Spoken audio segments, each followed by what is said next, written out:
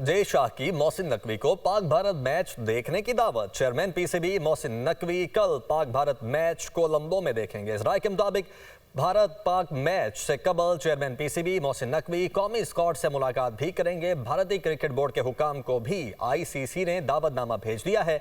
सदर आईसीसी जय शाह भी पाक भारत मैच देखेंगे। चेयरमैन पीसीबी मोहसिन नकवी से जय शाह और बीसीसीआई ऑफिशियल्स की मुलाकात का भी इम्कान है।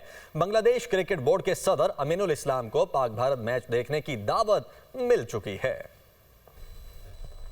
जय शाह की मोहसिन नकवी को पाक भारत मैच देखने की दावत। चेयरमैन पीसीबी मोहसिन नकवी कल पाक भारत मैच कोलंबो में देखेंगे। इस राय के मुताबिक भारत पाक मैच से कबल चेयरमैन पीसीबी मोहसिन नकवी कौमी स्क्वाड से मुलाकात भी करेंगे। भारतीय क्रिकेट बोर्ड के हुकाम को भी आईसीसी ने दावतनामा भेज दिया है।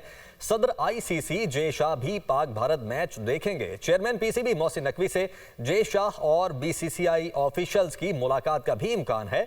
बांग्लादेश क्रिकेट बोर्ड के सदर अमीनुल इस्लाम को पाक भारत मैच देखने की दावत मिल चुकी है।